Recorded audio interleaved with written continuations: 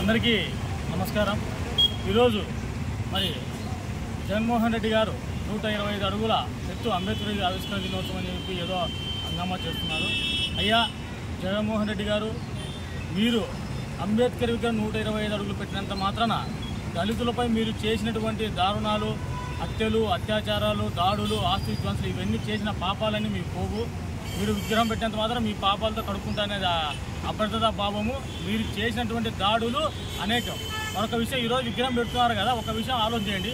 కోడికత్తి శ్రీను గత 5 సంవత్సరాల నుంచి బెయిల్ రాకోకుండా మీరు చేసినటువంటి నిర్వాహకానికి 5 సంవత్సరాల నుంచి బెయిల్ రాకోకుండా జైల్లో మగ్గిపోతున్నాడు। ఆయన విషయం ఏంది? ఈరోజు మీరు 125 అడుగుల విగ్రహం పెడితే సరిపోతుందా? ఒక దళితుడైనటువంటి కోడికత్తి శ్రీనిని నిర్దాక్షిణ్యంగా 5 సంవత్సరాల నుంచి జైల్లో పెట్టి నిర్బంధించినారే, ఇది మీకు ఏమన్నా తగునా? అందుకే మేము ఈరోజు కనీసం అంబేద్కర్ గారికైనా మా గోడుని వినియోగించుకోవడానికి వచ్చినాము।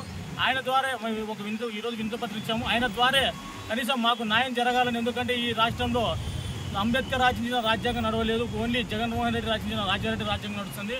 దయచేసి మా దళితులపై ఏమన్నా కానీ అంకితభావం కానీ మీకు ఏదైనా విశ్వనీయత ఉంటే కోడికత్తి శ్రీనిని వెంటనే బెయిల్ పైన కానీ విడుదల చేయాలని మేము కోరుకుంటున్నాము। అదే విషయం గురించి మేము ఈరోజు అంబేద్కర్ గారికి వింతపత్రం ఇస్తున్నాము।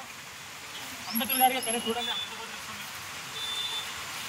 అయ్యా అంబేద్కర్ గారు, కనీసం మీరైనా మా దళితుల కోడు విని దళితులపై అన్నం దొరుకుతున్న వాడిని మీరు శిక్షించే విధంగా మన కోడికత్తి శ్రీనికి బెయిల్ ఇచ్చి విడుదల చేయాలని కోరుకుంటున్నాం। నమస్కారం।